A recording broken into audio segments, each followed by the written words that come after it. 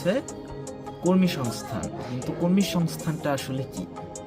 কর্মী সংস্থান বলতে বোঝায় এমন একটা পদক্ষেপ, ব্যবস্থাপনার এমন একটা কার্যাবলী যেখানে প্রতিষ্ঠানের লক্ষ্য অর্জনের জন্য যে সকল আমাদের কর্মীদের প্রয়োজন হয় সেই সকল কর্মী সংগ্রহ, সেগুলো তাদের নিয়োগ, তাদের নির্বাচন এবং সর্বশেষে তাদেরকে নিয়োগ দেওয়ার পরবর্তীতে তাদের প্রশিক্ষণ, এই সকল যে আমাদের যাবতীয় কার্যাবলীগুলো রয়েছে সেগুলোকেই সামষ্টিকভাবে প্রতিষ্ঠানে কর্মী সংস্থান বলে গণ্য করা হয়।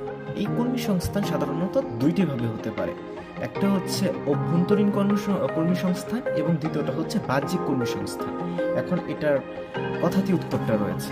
অভ্যন্তরীণ বলতে কি বোঝায়? অভ্যন্তরীণ বলতে বোঝায় যে প্রতিষ্ঠানের অভ্যন্তরে যে সকল কর্মীরা বা যে সকল ব্যক্তিবর্গ, কর্মকর্তারা নিয়োগ রয়েছে তাদের সূত্রে যে সকল কর্মীদেরকে প্রতিষ্ঠানে অন্তর্ভুক্ত করা হয় বা পরবর্তীতে কার্যাবলী সম্পাদনের জন্য তাদেরকে গ্রহণ করা হয়, এক্ষেত্রে তাদেরকে অভ্যন্তরীণ উৎস থেকে সংগ্রহ করা হয়ে থাকে। তাহলে বাহ্যিক উৎস বলতে কি বোঝায়? বাহ্যিক উৎস বলতে প্রতিষ্ঠানের কোনো ধরনের কর্মকর্তা বা কোনো কর্মীদের সূত্র না রেখে যে সকল ব্যক্তিদেরকে বিজ্ঞপ্তি বা কোনো বাইং হাউস থেকে তাদেরকে কমিশনের বিনিময়ে তাদেরকে সংগ্রহ করা হয়ে থাকে কার্যাবলী পরিচালনার জন্য, সেক্ষেত্রে তাদেরকে বাহ্যিক উৎস থেকে কর্মী সংস্থান বলা হয়ে থাকে।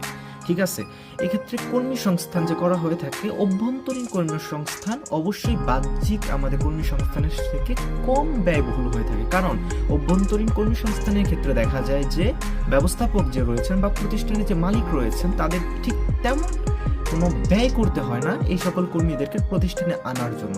কিন্তু আমরা যদি অভ্যন্তরীণ কর্মী সংস্থানের পরিবর্তে বাহ্যিক কর্মী সংস্থান করে থাকি, সেক্ষেত্রে আমাদেরকে বিজ্ঞপ্তি প্রদান করতে হয় বা অনেক সময় দেখা যায় যে বিভিন্ন প্রতিষ্ঠানকে আমাদেরকে কমিশন প্রদান করতে হয়। সেক্ষেত্রে আমাদের যে ব্যয়টা রয়েছে সেটা বেড়ে যায়। সেই কারণে আমাদের অভ্যন্তরীণ কর্মী সংস্থান সবসময় বাহ্যিক কর্মী সংস্থানের থেকে কম ব্যয়বহুল অর্থাৎ সঞ্চয়ী হিসাবের হয়ে থাকে। কিন্তু এখানে একটা উল্লেখযোগ্য কথা রয়েছে যে আমাদের অভ্যন্তরীণ যে কর্মী সংস্থানটা রয়েছে সেটা সব সময় প্রতিষ্ঠানের জন্য ভালো নাও হতে পারে। কারণ প্রতিষ্ঠান সব সময় তাদের জন্য দক্ষ, যোগ্য এবং অভিজ্ঞতা সম্পন্ন কর্মী চায়।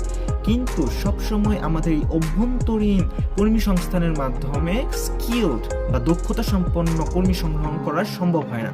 সেই কারণে যখন তারা বাহ্যিক বিজ্ঞপ্তির মাধ্যমে বা কোনো প্রতিষ্ঠানের সূত্র ধরে তারা কোনো কর্মীকে প্রতিষ্ঠানে জায়গা দেয়, সেক্ষেত্রে তাদের স্কিলড বা দক্ষ, অভিজ্ঞতা সম্পন্ন, এক্সপেরিয়েন্সড কর্মী পাওয়ার সম্ভাবনাটা তাদের বেড়ে যায়। সেজন্য বাহ্যিক কর্মী সংস্থানটাকে এখানে পুরোপুরি বাদ দেওয়া সম্ভব।